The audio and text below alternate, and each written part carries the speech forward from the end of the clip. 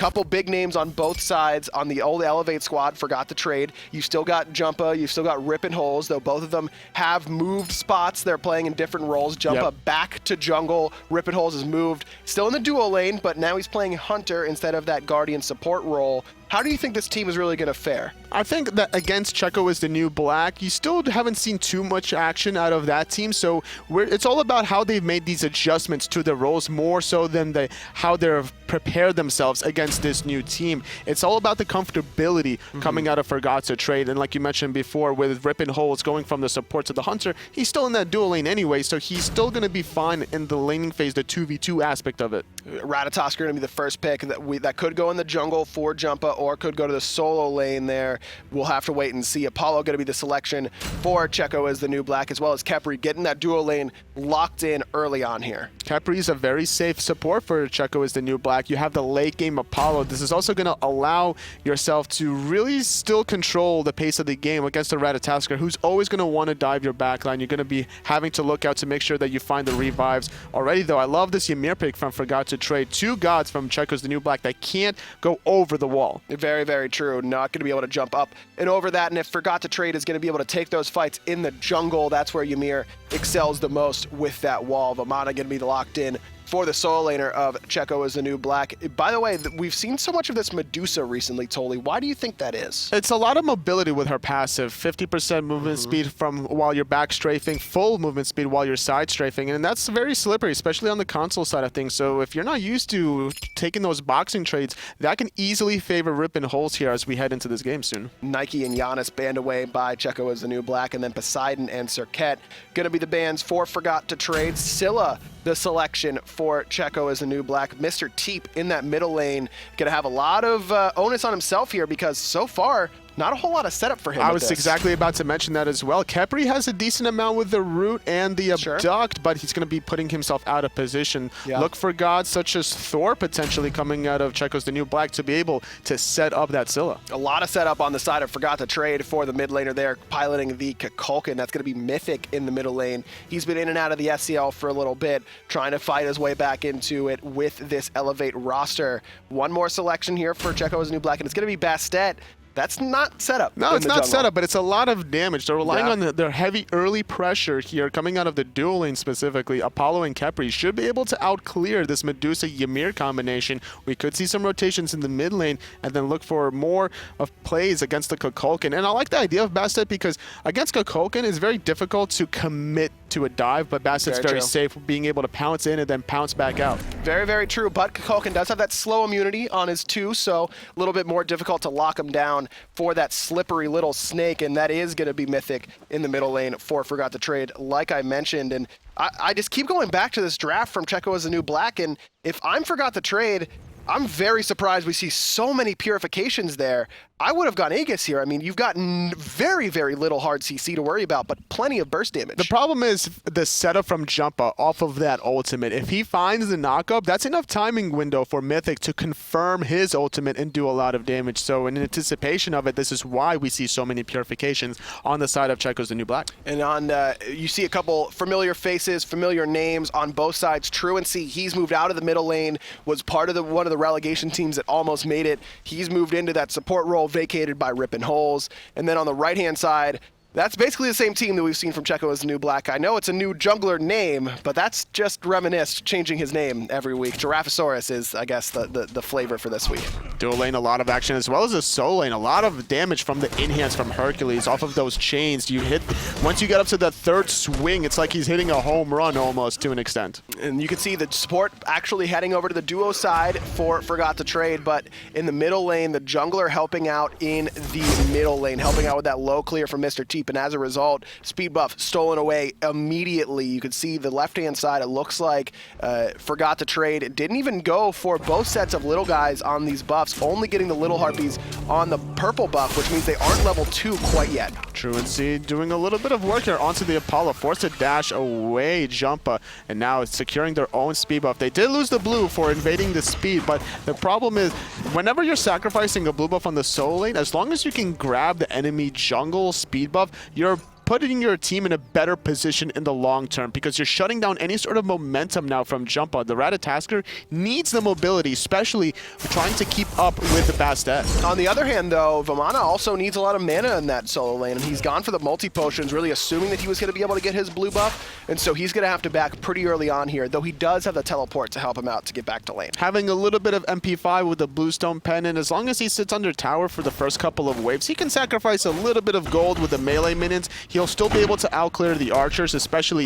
if we see both this Hercules and Ratatasker sit in the solo lane. But once Vamana hits level 6, he'll be able to fully clear the wave, no problem. In the middle lane, we see another Bumba's Mask pickup for Mythic this time around on the Kukulkan, paired with Soulstone. No Sands of Time for him either. The standard mid start that we've seen most players go for Mr. Teep. Sands of Time directly into that Imperial, the Dynasty Plate Helm is what I'm assuming he's going to be rushing into, trying to give himself a little bit of protection up against that Ratatasker.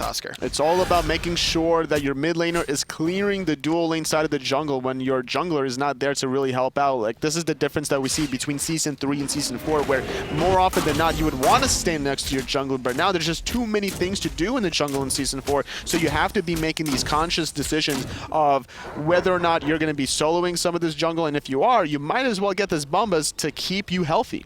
Oracle's picked up on the left for Forgot to Trade, giving them a little bit of extra vision to make sure that Rippin' Holes is safe from any potential ganks from Giraffosaurus. Jungle just about stripped bare. Only thing left for either team is just back camps for Checo as the new black. And again, taking a look at these compositions, Tolly, who do you think has the stronger one heading into the middle game? I think based off of the consumables here, we see 2 health chalices on Forgot to Trade, so that's going to hurt their itemizations as it continues forward. They're looking for more sustain during the early laning phase, but as the game progresses, those chalices are going to be meaningless because you can't sell them back for any gold. So I expect there to be a little bit of a power spike from Checo is the new black once they hit like around level 10 to 12. And I'm really looking at the overall mechanics of Checo as the new black to set them apart. If they're able to hit these abilities without the heavy CC that a team like Forgot to Trade has, they're going to be able, they've got more than enough damage to kill any target on Forgot to Trade. It's just a matter of hitting it without the setup from your team. Speed buff due to respawn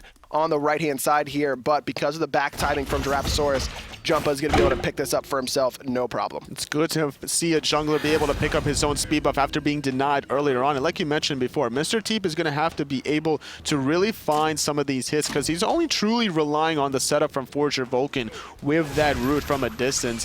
Heading into the soul lane, though, Jumpa is still sitting here a little bit, waiting for a potential gank onto the Vamana as the blue buff has respawned. Giraffosaurus trying to confirm it. There's the pounce on top of it, but he uses his escape to try and secure it. I don't even know if he got it. Jumpa should have the stun any second now. Boulder over the top, still not quite enough to confirm that kill, and Jumpa got that blue buff anyways. Big win there for Forgot to Trade. Speed buff also secured by Forgot to Trade, so both right side buffs going their way. Jumpa, he's up into the tree looking for Nickwood, but the well-timed Colossal Fury saves Nickwood from that knockup.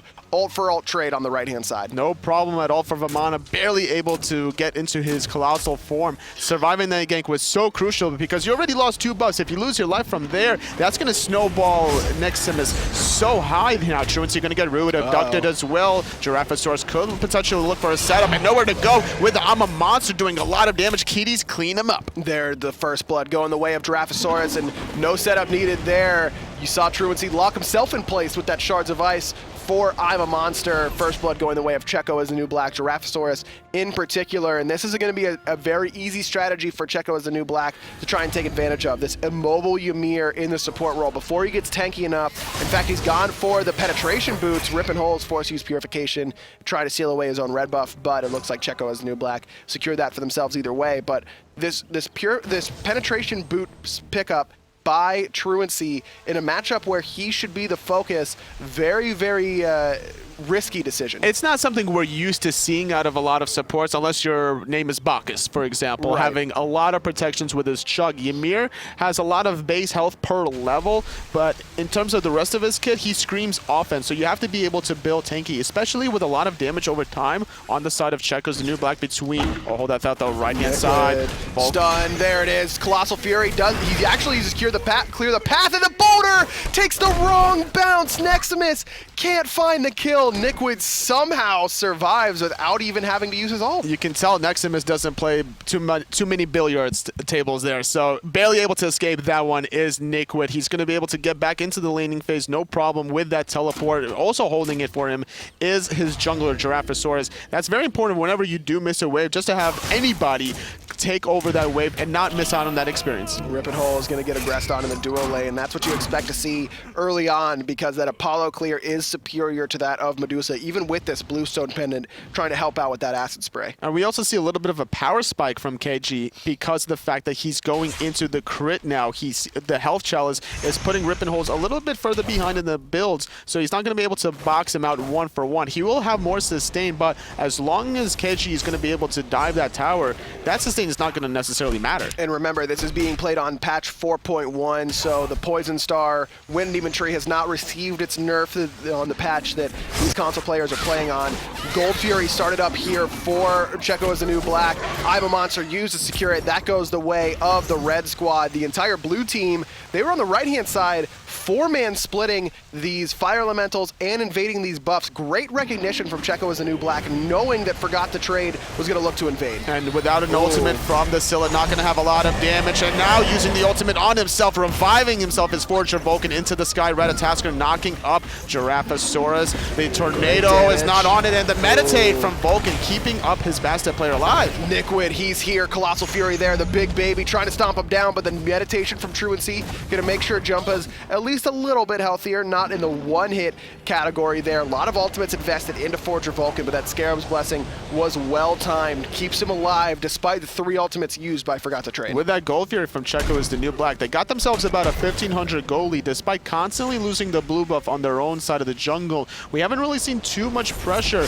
that's been taken advantage of, at least from Nickwood. We see his tower is still healthy, no problem, and now sitting at level 9 with almost Breastplate of Valor completed. Now he's going to be able to efficiently clear, and any sort of rotation coming from Jumpa is going to be insignificant in that lane. And they're really relying on some of that CC from Nickwood as well. The slow from a distance as well as the knock-up from Clear the Path is going to be some of the best setup that Checo as a new black really has on their team composition. Unfortunately, that's going to be the case, but they have all the damage that they really need, which is why we see that Gold Fury being taken so early in the game, and that can be a very consistent strategy being deployed by Checo as the new black, especially considering Forgot to Trade is constantly putting pressure onto that soul lane. They're prioritizing the blue and speed buff invade, trying to strip that away from Vamana and Bastet, which isn't a bad idea, but you can't be giving up Gold Fury in the process. At least have your Kukulkan there to monitor it and maybe look for the steal with his own ultimate. Yeah, even Spirit of the Nine Winds, probably enough damage to secure it over top of I'm a Monster if timed very, very well, at least early on in the game. And Bastet we haven't really seen so far in Season 4. Hold on, Neximus, I thought he might fall there. In fact, he's baiting there.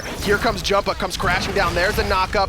Boulder went over the top of Nickwood there, I think. I don't think that hit him. Not at all. The stun wasn't quite there for Jumpa. Now he's going to regain a lot of his health into that Colossal form. Even extending the duration of it slightly is Jumpa, getting off some damage. But right, if you do the damage onto the Colossal form, it's going to extend the duration. That's not something you really want to do. No, Nickwood still trying to get a little bit of poke off because he knows he's safe to do so. And Giraffosaurus, he spent most of his time on the left-hand side of the map, like you mentioned, getting that early Gold Fury, not really worried about his right side buffs, putting a little bit of extra pressure and helping out Keji in this duo lane to make sure he's able to free farm as much as possible, because they've got plenty of late game do Checo as a new black, but you got to make sure they're getting there. But 10 minutes in, looking very, very good for them early on. Very good for Keji. He's level 12 with red buff. He does have the Poison Star complete. He can easily take any sort of trade right now with Rip and Holes and continue his little advantage at this point. We could see even more rotations here at solo lane, though. There's 3 members around the Fire Giant wanting to grab the blue and the speed buff yet again. I mean, Gold Fury isn't up, so this time they're not going to lose a whole lot for it. Giraffosaurus not on time for these buffs. He's clearing out the middle lane. Mr. Teep has come back from base, it looks like. Pull on the Nickwood. A little bit of extra damage onto him. A lot of extra damage onto him. Truancy able to put Forgot to Trade on the board. Giraffosaurus has made the rotation, but this opens up Keji to play aggressive on the left, and he's easily able to find that solo kill onto Rip and Hole. Speed buff still being looked at here, and Keji, he's making the rotation across the sky, comes crashing down, does a ton of damage to Neximus, looking to pick up the egg. Taggy solo later, but Mr. Teep over the wall, able to pick him up. No ultimate from the Kukulkan, completely off the mark is Mythic. The ultimate keeping Giraffosaurus alive from Forger Vulcan, trading 1-for-1 off of a nice rotation from Kedge, even able to get a solo kill on the left-hand side, and in the process, as a result of finishing off that Poison Star, it's all about the power spikes out of these hunters. Whatever item you can finish first, you're going to be able to win the boxing trade, which is why we see the health chalice actually hurt Rippin' Holes in the long term. And Mr. Teep not needing any setups so far this game. He's been on point with both of his Ima monsters that have been aimed at players, as well as, I suppose, the Gold Fury, if you want to count that one, 3 for 3. Able to pick up his opposition over the wall. Neximus just not tanky enough to deal with that Ima monster damage. No magical protection for him quite yet. Still pretty early on in this game, but he's certainly going to need it as they transition into the late game. And Toli, I wanted to talk to you about this Bastet pick because we haven't really seen a lot of it so far in Season 4, but with so many gods being so potent with Bluestone, Bastet's certainly one. Oh, I don't get to talk about it now because Mr. Teep, beautiful use of Sentinel to go underneath the ground and avoid that Shards of Ice. Truancy, he's blocking himself off from the rest of the team. He's going to be able to survive A-okay. Neximus has made the rotation as well, looking for a pull-push combination with Jumper right around the corner, getting knocked up with a rotation from Niquid. Finding the pull onto the Vamana, not really wanting to push him back into danger though. Gonna be a slight trade, not too much kills on the board quite yet. Still 1-3 in the almost 13-minute mark, down about 2,500 gold is forgot to trade. So you see Vamana, he hasn't gone for the Breastplate of Valor like Neximus has. He's instead gone for this Hide of the Nemean Lion. What does this bring to his sort of tankiness that Breastplate of Valor doesn't? Oh, Jumpa still looking for it. Not going to be able to find Giraffosaurus, though he does force the cats out. Niquid, he's in a bad spot, but he's on the other side of the wall. That's going to prevent him from getting hit by those auto attacks from Jumpa. Slow there onto Neximus, but still not quite enough. Mythic, he's in a bad spot in the jungle. Just tons of brawling in the last 5 minutes or so that hasn't really resulted in any kills. Jumpa did a good job about poking Giraffosaurus. Mythic sees the teleport and the ultimate coming from Kechi, using his own ultimate defensively. We see Rippin' Hole slowing down Niquid, going to be able to go into the tier 2 tower, but it's Truancy caught out of position. I'm a monster. It's going to hit Rippin' Holes, but he was really aiming for Truancy. No, not able to find the right target, though he does find a target, which forces Rippin' Holes back to base, which might be better in this scenario, Toli, because this opens up the Gold Fury for Checo as the new black to take the second one of the game. Going to go uncontested in their favor. 4,000 gold in the lead now. Only 4 kills at the 13-minute mark, but that 4,000 gold lead really, really favoring Checo as a new black. Off of these 2 Gold Furies, almost 14-minute mark, like you mentioned before, you don't necessarily need the kills if you get these Gold Furies. The experience is still relatively even, but these power spikes is just so crucial. Not to mention, these chalices don't really help you out in these early team fights. The shorter the team fight is, the less value you get out of this chalice. So that 800 gold essentially is almost, I'm sorry, that 600 gold combined with those 2 chalices is essentially worthless. Yeah, at this point in the game, I'd have to agree with you, not getting a whole lot of benefit out of it. And Rippin' Holes, like we mentioned, moving from the Guardian role to this Hunter role, it's really been handled pretty well by Keji, and that's exactly what you want up against a guy who's just moved to the role. You want to be able to abuse him and get a lead for your Hunter. Jumpa's in the sky. He's going to go back in without any sort of health. He's relying on the rotations from his allies. A nice meditate from the Hercules. Abduct being used defensively. Another defensive meditation being used, but it's now Hercules forced into the driving strike defensively. Very, very nice pull there. Jumpa barely survives that crush damage. Mr. Teep has been on point on this Scylla early on in this game. 14 minutes in, so not when you really expect Scylla to be swinging her hardest, but very, very strong play from Mr. Teep so far. Rippin' Holes made the rotation mid, trying to clear out the mid wave, but that's going to leave KG alone on the left-hand side, and that could allow him to start making some of rotations of himself. He could also look to play very aggressive here, especially with this Sentry Ward right above the purple buff. He's already had a solo kill earlier on onto Rippin' Holes. I wouldn't be surprised with the Wind Demon now being complete on top of the Poison Star that he just sits in this lane forever. Yeah, Rippin' Holes needs to be very, very careful of trying to take trades, though we see him trying to do so right now because he has the support of Truancy coming around the backside. There's the Petrify out onto Keji. Purification used, but a nice wall by Truancy. Sanctuary gonna buy Keji a bit of time. Shards of Ice, very, very well timed. One more auto is gonna do it, but Forger Vulcan is here with that Scarab's Blessing. A lot of ultimates used there, 2 to be exact, but all nullified by that Scarab's Blessing. Also had to use both of his relics as Keji off of that gank, not able to really hold on to those. That could be a huge timing window for Forgot to Trade to look to force a team fight on the left-hand side. With the disparity between these two hunters, you have to find a way to get Rip and Holes back into the game because you're giving up too many Gold Furies at this point. If you give up a third one here, this is going to really open the door for Checo as the new black.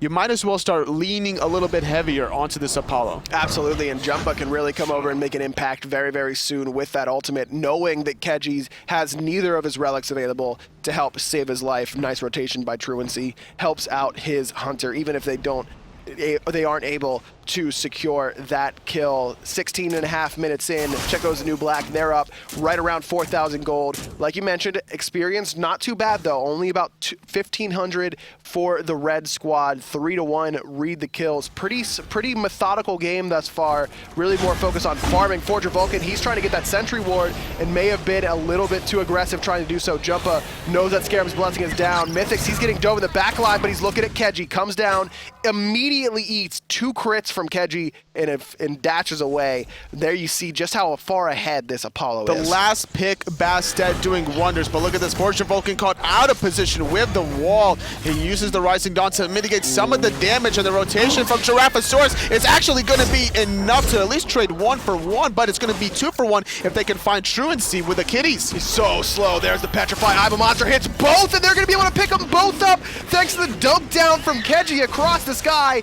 Picks up 2 kills. Mythic on the run, only level 13. He's got to be careful underneath this tower. Neximus, he's level 14, but it's not enough to try to be the frontliner that Forgot to Trade really need. Boulder comes out, does a decent amount of damage, but the tier 1 tower still falls. Great double root there from Mr. Teep, as well as the double ultimate really sets up for those 2 kills going the way of Keji. The way that teamfight began was really beautiful, considering the fact that Bastet, the last pick Bastet, dove Mythic in the beginning of the teamfight, forced out the ultimate from the Kukulkan really early in that engagement defensively, so the rest of Checo's the new black could do whatever they really wanted to. Forger Vulcan put himself out of position, but he relied very heavily on Keji, making that global rotation pressure to at least find the cleanup 1 for 1. And without the relics from Jumpa or the ultimate, that was another easy pickoff. And just taking a look at the player damage here, Toli, you can see that basically everyone on Forgot to Trade is a little bit lacking in that department. Jumpa, he's up in the sky looking for the backing Mr. Teep, but not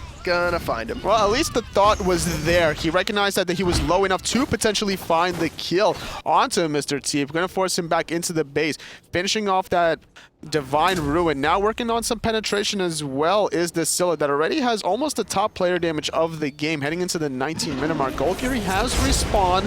Both teams need to be very mindful about how they position themselves with this objective up. Looks like it's going to be a Spear of Desolation. I'm guessing that's going to be the pickup here for Mr. Teep in the middle lane. Could be a Spear of the Magus as well, but usually they see that on tick gods or gods where you have multiple magical damage dealers. I'm a monster off the mark. Nice Spear of the 9 wins, finds a home, but is sanctuaried out by Mr. Teep.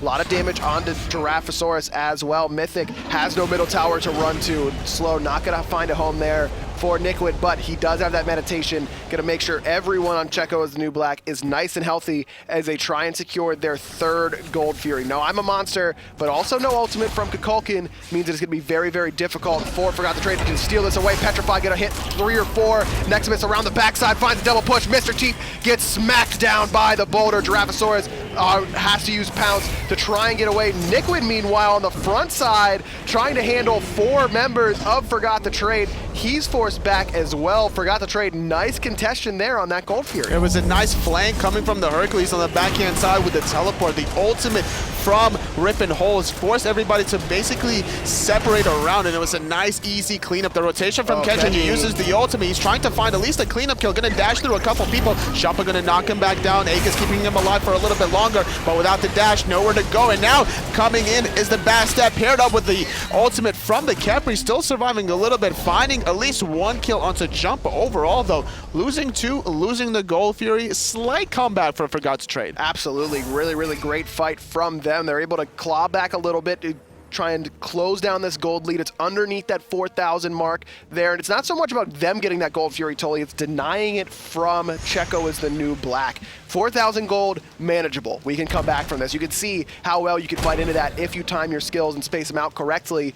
but if you're fighting into a 6,000 gold lead, it becomes much, much harder to do. I'm sure Forgot to Trade are definitely kicking themselves for not contesting the earlier two objectives. After successfully contesting this third time around and then winning the team fight afterwards, they could have realized, like, hey, maybe blue buff and speed buff wasn't really worth it. Now we have to fight back into this deficit. So it might extend the game a little bit longer, but either way, Forgot to Trade still has potential to easily come back into this game as long as Mythic has the protections and keeping himself alive. Neximus, he might be in trouble here on the right-hand side. Boulder just trying to do a little bit of damage to dissuade Checo as a new black from full committing onto him. He's very low, but it looks like he will survive. Jumpa, he's made the rotation as well. Nickwood stomp it down onto Kukulkan. He's plenty healthy, though, in that Colossal Fury, so Neximus does get out A-OK, and this composition for Forgot to Trade, Tully, their jungle fight is excellent. They've got so much AoE. Taking lane fights like this is not advantageous for them. Not at all, especially with Kukulkan preferring people to be in a tight corridor with the tornadoes.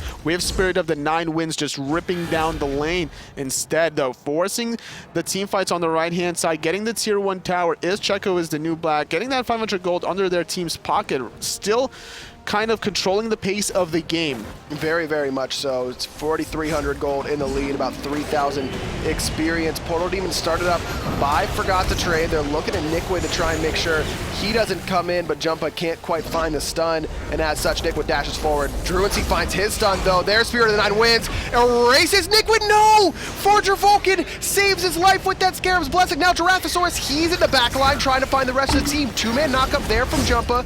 He's going to be able to buy him a little bit of time, but so much damage from that crush. The Cats, they're on Truancy. Keji, he's gonna find Mythic in the back line as well as Jumpa. 2 kills, 1 ultimate. I'm a monster finds 3. Truancy, he's gonna fall as well. Mr. Teep makes it happen yet again with that ultimate. 3 down, 4 Forgot to Trade. And Checo is the new black, fighting back once more. Forger Vulcan with a perfect ultimate to send the team fight back in Checo's new black's favor. Oh, the ultimate from Rippenholz. He finds the kill onto 1. The Fire Giant still being secured by Checo is the new black, but they're at least going to find 2 kills here. Now it's going to be Nickwood trying to clean up. There is no dash from Rippenholz. The beast is used, but the crush cuts off the escape, and now a little bit of trouble is Neximus. His dash is down, and there's nowhere to go. Look at that damage from Keji on this Apollo. Neximus very, very quick with that Shield of Regrowth, actually going to buy him a good amount of space here in this chase, but Nickwood, Vamano, highest base movement speed in the game. He's got to clear the path as well, but Neximus, he's going to escape. Shoutouts to Shield of Regrowth, man. Not able to hit that Umbrella Ring for the slow. As long as he hit that Umbrella Ring and then he found an in-hand, he could have utilized the combination with the Frostbound Hammer to continue the slow, which would have allowed Keji to catch up. Could have potentially looked for more mobility on his side, because all he needs to do is hit an in-hand on the Apollo, utilize that Fatalis effect, and maybe he would have procced a crit, which would have also slowed down Neximus a little bit further and boost up Keji in the process. Really relying on this anti-heal is Checo as the new black. The Brawler's Beatstick coming out from Giraffosaurus, and then the Divine Ruin from Mr. Teep as well to try and shut down this healing of Neximus, but not able to find it there, and as such, the solo laner slips away through the fingers of Checo as the new black, but 3 members still have Fire Giant for the red squad, and as such, they're pushing down this left-hand side. Tier 1 tower falls very, very quickly. Forgot to Trade, still a little bit scattered here. No real way to defend this tier 2 unless they get here very quickly. And the Fire Giant on those 3 members is definitely gods that you want to have it. A tanky Vamana, a high burst damage Scylla, and Apollo going to be able to get the tier 2 tower on the left-hand side rather efficiently. No contest, truly. About 9,000 gold in the lead. Once the tier 2 mid tower is going to get pressured on, it's going to extend to about 10,000 here around the back, though. Hercules looking for some sort of action. He's trying to do it yet again. Finds a push onto Keji. Petrified there. Here's Spirit of the Nine Winds going to find 1 there, and the Aegis. Nickwood, he's going to fall on the backside, though. Ultimates used there to create space to find the kill onto the solo laner. Neximus still trying to lead the charge. Jumpa dashes in, can't find the stun on the Giraffosaurus, though does burn his purification in the process. Nice defense. Tier 2 tower in middle still standing here for Forgot to Trade. 5 on 4 for about 30 seconds as Vamana still responding. Looking for the pull push is Neximus, trying to really get that additional pick. It's so important. Recognizing the fact that Giraffosaurus is around the corner. His Jumpa kind of revealed his cards by dashing in, finding the pull onto the Kepri, outside the tier 1 tower, the crush, the I'm a monster, finds Neximus with a reset, trying to find Truancy as well. Great comeback. Again, Checo's the new black, fights into it 4-on-5, finds 2 kills, and now they're the ones pushing down mid. And again, it's Forger Vulcan on this Kepri, and Forgot the Trade just not respecting that Scarab's Blessing ultimate whatsoever. He baits himself beautifully. Sure, maybe he does it, he just gets plucked, but either way, it sets up Mr. Teep by grouping everyone around him. He finds one reset with the kill and then trunks down Truancy as well. Both tanky targets fall very, very quickly to that I'm a Monster. Gold Fury being a contested here. Rippin' Holes doesn't have his ultimate. Gold Fury does go to Checo as the new black, as well as the Purification and Aegis from Rippin' Holes makes these late game team fights even more difficult to fight into. I think Checo's the new black is very fortunate the fact that Nickwood died in that earlier engagement under the tier 2 tower because of the Spirit of the 9 Winds that hit 3 members. Mythic also managed to hit the Kepri, so he couldn't really find the ultimate onto Nickwood as soon as he wanted to, so that he had it during the defense of the tier 1 tower, which is why we saw that kind of bait play coming out of him, being able to also find 2 additional kills. Their 3rd Gold Fury of the game, 11, almost 12,000 gold in the lead, and now this is the point in time where Fire Giant is going to be continued to be looked at here by Checo's the new black. And you could see just a little bit of lack of experience, I would say, about playing around that Kepri ultimate. Kepri hasn't been in the meta necessarily, so you can see teams having a little bit of trouble dealing with him. Jumpa barely able to get up into that tree. Keji not going to chase him down with Across the Sky. Red Oscar has so much mobility that not really worth trading your global ultimate just for the kill, and Jumpa only level 16, 1-3-3, hasn't really had the impact that you want in his return to the jungle. He wants to be able to kind of look for more penetration options. He has the Void Shell, trying to survive a little bit against Giraffosaurus, just now finishing off that Titan's Bane, having the penetration from the Brawler's Beatstick. He's going to be looking to really dive into that backline, find the burst damage, but he's also going to take a lot of damage in the process here, because Mr. T, you look at the player damage chart, he's been just on fire with the Scylla. He doesn't even have like that much setup. He's been able to mostly set up himself. Very, very much so. Very impressive play from that mid laner. And going back to Jumpa's build, we haven't seen a whole lot of the popular jungle damage items at all in his build. We don't see the Heartseeker. We don't see the Hydra's Lament, which synergizes so well with Ratatoskr's kit. Do you think those would have been valiant pickups here? At this point in time, when you're trying to set up Mythic, it definitely would have. Already having 3 deaths, his defense option with the Void Shield didn't really help him out, especially considering the fact that Jumpa has to be careful about when he initiates, whereas Neximus has to dive the backline at every single point in time, so we're not always going to see the full optimization of that Void Shield. Nice wall there from Truancy, preventing a potential abduct from Forger Vulcan. Hasn't really had the same success on this Ymir. Got a couple really, really great walls, but has been picked out a couple times with that immobility. Most deaths on the team with 4. Loves this decision by Jumpa, trying to get some much-needed gold to his team, but in the meantime, Fire Giant started up here by Checo as a new black, already very, very low. Petrified, Spear of the 9 Winds, not going to be quite enough to secure it. Neither will I'm a Monster. Fire Giant goes away and forgot the trade. The Boulder gets it. Rippin', he's on the run from the Cats. Eventually, they will make him fall. Mythic trying to get away from Nickwood. In the meanwhile, Jumpa finds Mr. Teep in the background. Nickwood's going to be able to pick up Mythic as well there. So far, it's been a 2-for-1 trade. Walking away with the Fire Giant is forgot to trade, but losing these 2 members for this amount of time. Also, Jumpa's ultimate is on cooldown. This could also be a trade. Keji does have his ultimate to be able to find it, but it's a little difficult. So Ratatasker with the speed buff have to be grouped up now as Checo's the new black, trying to find at least this last remaining tower, taking advantage of the respawns. Nickwood only 1, 2, and 3, but top of the player damage charts, has been such a great frontlining force for Checo is the new black, making it very, very difficult for Mythic or Rippin' Holes